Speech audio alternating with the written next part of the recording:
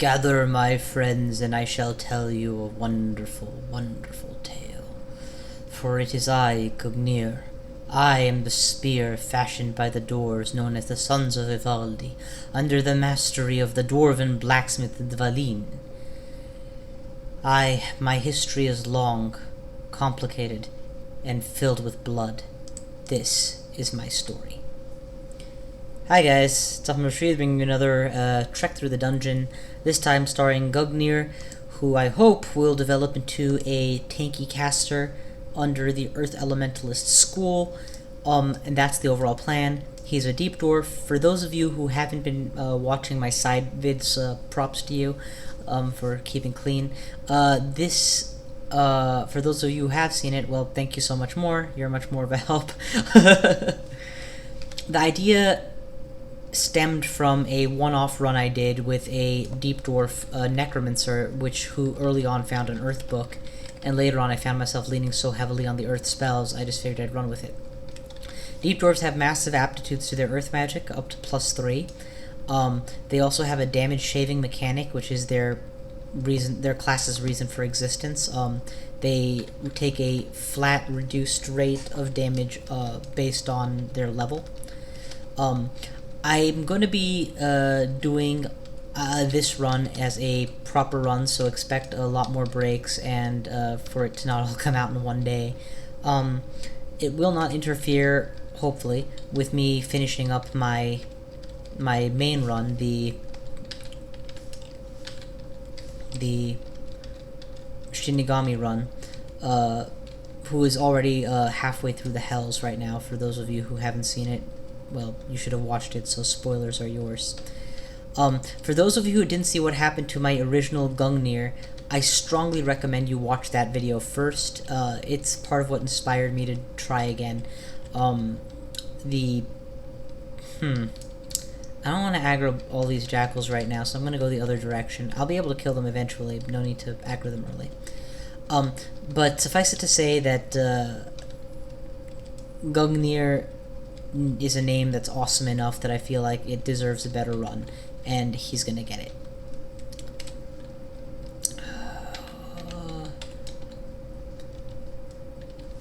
So Sandblast is an interesting starting spell out compared to the usual. Actually, the whole Earth school is interesting compared to the usual schools of Fire, Cold, and I guess Air, which to my mind are a little more interchangeable.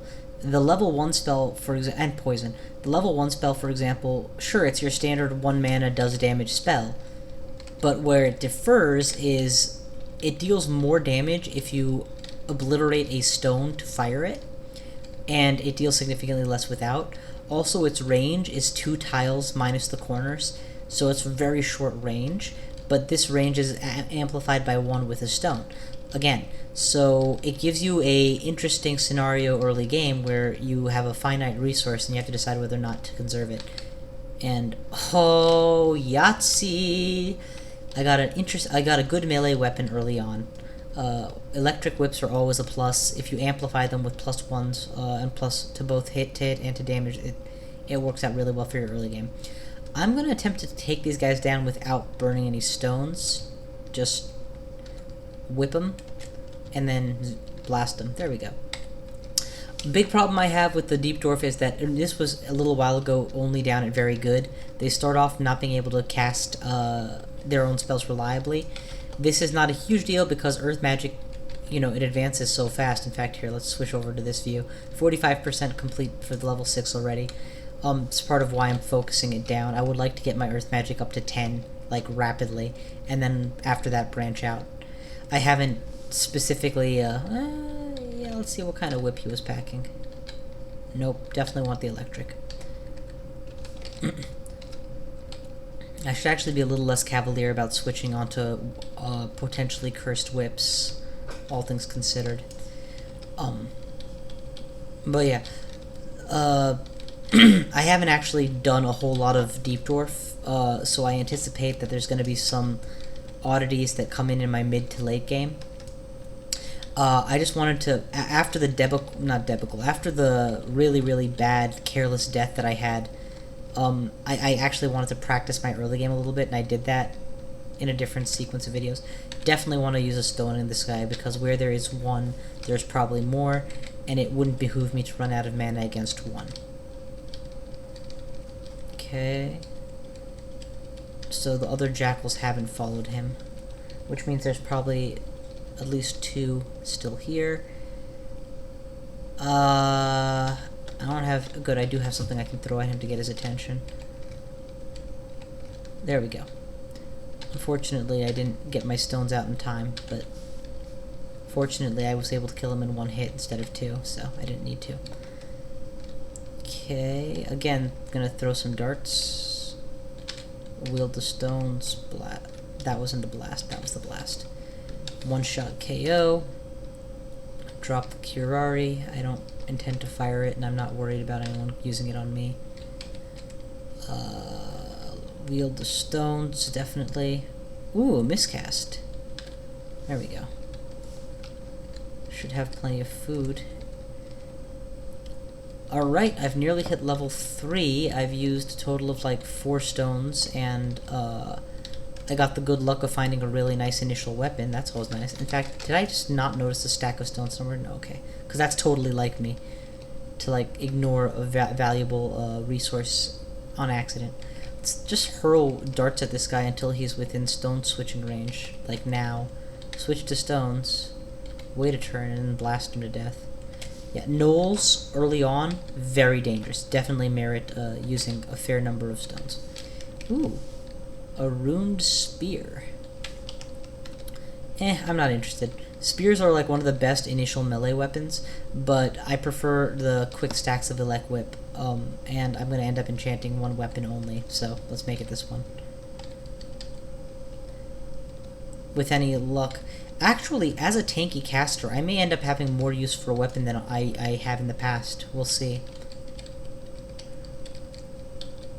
So, by that logic, I should probably be, you know, a little less careless with my branding. I need to get its attention, so we'll throw a dart. But, of course, the dart will be immediately eaten. Wield stones, because that's my strongest ability. And blast him. 3 blasts. Not bad. I am running a little lower on stones. Oh, my lord. There were a lot of them there. Stones for sure. 1.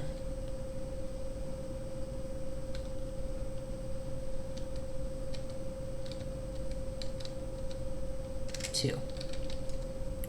Running out of stones, but I'm totally gonna burn the rest of them against these jellies because the amount of experience I'm getting right now is phenomenal. 1, 2.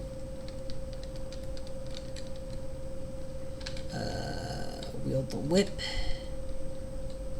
Throw a dart. Sandblast away. Oh my god, that like used all of my mana and didn't even kill the snake. I'm gonna eat a pear just so I don't find myself in the unenviable position of being out of food in the middle of a fight. And here I should be able to just take him down. There we go. 1 blast, that's all it took, because he wasn't paying attention to me. Okay, next. That's a kill. That's a kill. Nom nom nom nom nom nom nom nom nom nom nom. Okay, so doing pretty well so far, but I am kind of marginally concerned about how low my rock stock has reached. Gone. Let's just keep running away, because I should be able to pelt this guy with sandblasts from range and never actually have to face off against him. And right now he's blocking the goblins, so let him continue to block the goblins so I get more mana back. Keep that whip out. Crack that whip.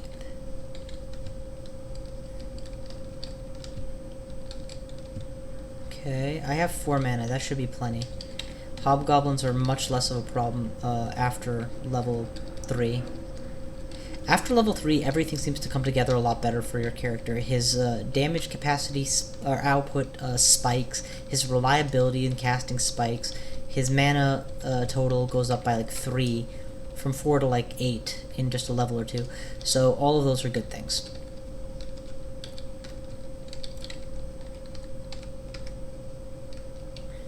And I actually was going to discuss this a bit more, and actually now that I'm kind of autopiloting here, I'll go into it. But it seems to me that if given the choice between starting a Necromancer and a Earth Elementalist, that the Necromancer has an easier time of, oh my god, I already have access to Stone Arrow. Intriguing. And Stone Skin. Okay, let's go ahead and pull out Stone Arrow for the time being. And hell, let's just get them both, and Stone Skin. And remap Stone Skin to my Z, because I'm totally going to be spamming it when I get it Hungerless. Now's a good time to lower my... well, no, let that get all the way to 10. Okay, Necromancer has a safer early game IMO, because it gets strong anti-undead abilities, which are good for ghouls, ghosts, etc. It gets strong anti... what was I talking about? It gets strong... the ability to resurrect means it can produce its own meat shields. Meat shields means it can survive in situations where it needs a buffer of space. And your necromancy aptitude, while not quite as good as your earth aptitude, is one of your strongest aptitudes as a deep dwarf. So all this put together is a really good situation for... sorry. All this put together is a really good situation for starting off. But I feel like the Necromancer peters down then as the game goes on. Bolt of Draining isn't a particularly nice spell because it drains your enemies rather than just killing them outright, so you lose experience by dint of the fact that you're killing lower level enemies. But your initial to hit is as hard as the full health enemy, so you know it's like worst of both worlds. And just in general, there's less development room. Pretty much everything you would want to do in Necromancy, you'll eventually need something else for. Whereas with the Earth Elementalist, your early game, namely levels 0 through 7, you know, pre-layer kind of stuff, it's a little bit tougher. You have a little bit more of an uphill battle to go through. Sandblast is one of the most difficult level 1 spells to use appropriately, and having to manage another resource, namely your stones, is tricky as well. Of course, nobody ever said handling your stones was a particularly easy task. Wink, wink, elbow, elbow, jab, jab. But the reward is your starting book will get you all the way into the lair and most of the way through it, IMO. The Stone Arrow spell, let me actually just read the book to show you. The Stone Arrow spell is one that I've used as a stand-in for Isikundrun's Mystic Blast on characters that don't specialize in Earth. So I can only imagine it will do much better on an Earth caster who's using that Earth capacity. Stone Skin is just a nice utility spell all around. Boosting your AC is never a bad thing. And while I don't see myself ever caring for Pass Wall, and I don't know what Petrified does well enough to know whether or not I care to use it, but Lee's Rapid Deconstruction is excellent. It's very situational. It requires a lot of good setup, but if you're willing to put in the energy to make a good setup out of it, you can do a lot of awesome stuff with it. Ultimately, I will say again that I don't think this is the easiest caster in the world. I think that the more direct schools, the Ice School in particular... Actually, I can just probably whip him now that I'm so high level. Yeah, there we go. The Ice School in particular is a very straightforward, much easier to do school, and Kenku, which are better casters in general, are so well suited for it, it's almost like they designed the class and the class and the race around each other. I feel that the Fire School has a simpler, not necessarily greater, but simpler damage potential to reach. For the timing, I'm going to pick up the Sling. I don't think I'll ever use it, but I do want it in my repertoire of possibilities. Say I run up against slimes. Stones don't get eaten. But yeah, but that said, I've already beaten the game with Conjurers multiple times, and it only seems fair to challenge myself and or try this out. Plus, there's some nifty things you can do with these that you can't do normally. For example, have a caster that beats things up with a sword. Yeah, I haven't had that luxury for a while. Oh, and there we go. A cache of 20 more stones. We're in business. I don't have to worry now about running out of stones. That hurt a lot. That must have been a really strong, cudgel. It's not actually a cudgel. Do I have a... I'm gonna go ahead and drink a few potions just to start thinning out the numbers. There we go. Potion of heal wounds. That was exactly what I needed. That eyeball could paralyze me. That skeleton is not an issue without the eyeball. Let's walk away since the eyeball's already seen me.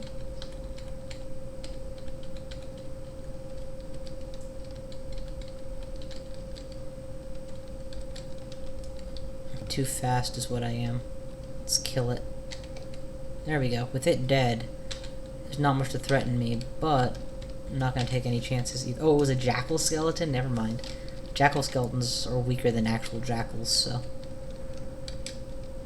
Oh, Yahtzee! Absolutely loves early game sewers. One of the best early game extra portals to have spawn.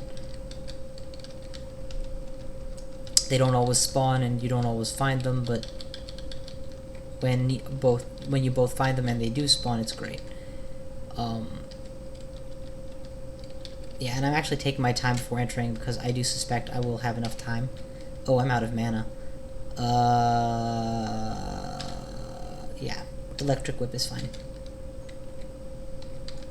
Eat, gather, definitely regen mana, and then go inside. No enemies around me immediately, that's good, but also this is a very open layout. I could get swarmed easily. Let's finish regenerating mana and then walk directly north. Just to try and get a wall around me or something. There's an exit at least, so I know where an exit is. That could prove helpful later on. Okay, I've aggroed at least one enemy, probably two. I'm gonna whip him by the water's edge since I'm using an electric whip. And when they're at the approach distance, I'm gonna sandblast initially to thin him out. So that's the plan. Okay, turning on Stone Skin because they're firing darts at me. There we go. Extra potion of heal wounds, always a welcome find. Stone Skin and approach.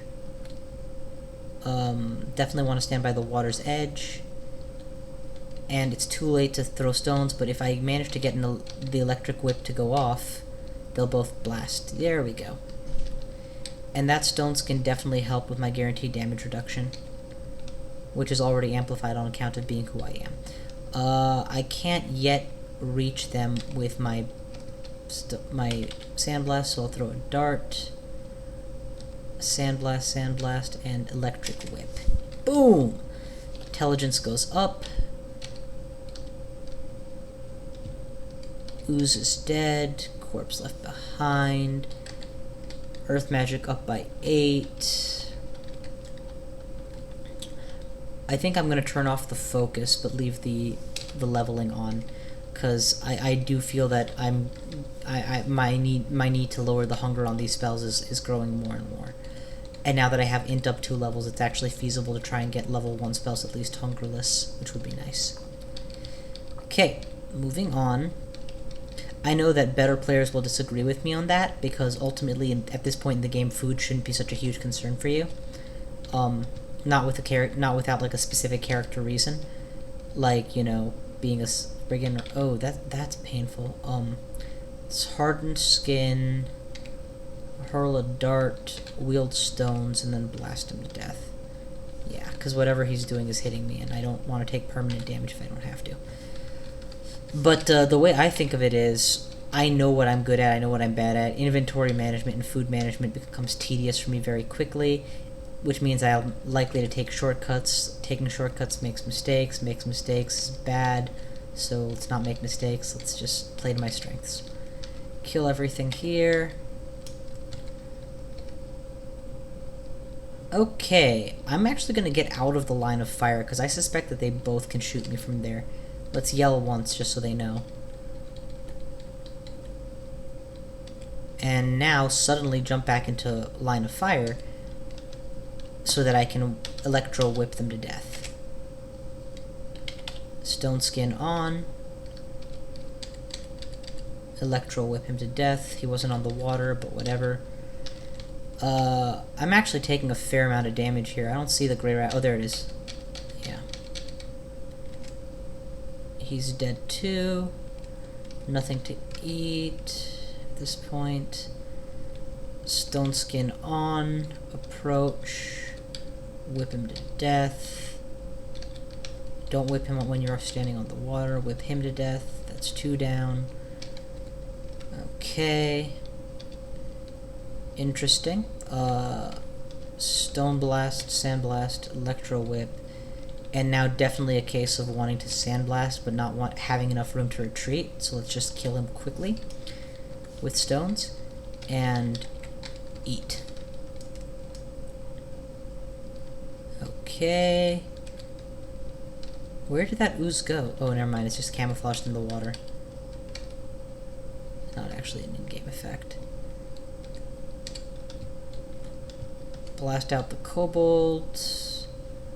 I have enough room to retreat here if I'm so inclined, so I'm gonna try and beat him without using a stone. Just repeated sand blasts from range. There we go. Oh my lord, that was painful. Let's just get out of the line of fire and wait.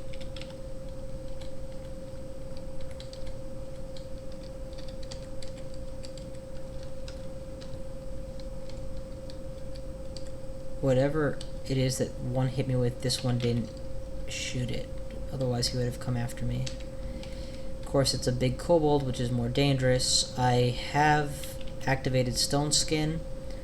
Wield the stones and blast him to death. There we go. Probably be a good idea to heal right about now. I am at below 50% health max. I have a known potion of heal wounds, which is just a good choice all around, so let's go with that.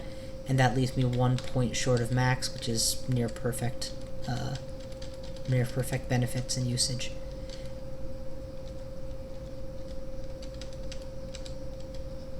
Okay, and Earth Magic has actually hit level 10 now, thanks to all these big kobolds I've killed. With spellcasting up by 4, there should be a notable drop in hunger status. Yes, Sandblast is free, Stone Skin is cheap.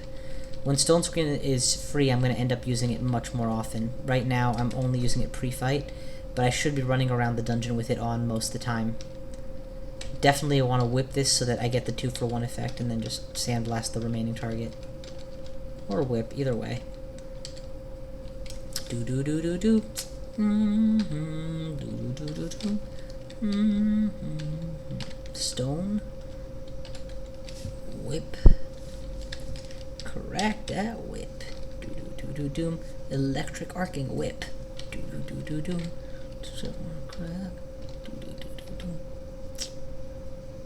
Okay. Sewer cleared. Inventory check. Nothing particularly amazing to write home about, but it's a solid start. An electric whip is not a bad place to be, and Lee's rapid deconstruction, it only requires earth, actually. That's very interesting, so I don't even need to cross-train conjurations to get it up. I will need another damage dealer eventually, but Stone Arrow should provide me for the interim, so I'm going to have to burn a few casts just to get conjurations trained soon. Anyway, that's all my time for now, so take care, hope you enjoyed the start, look forward to seeing you all next time.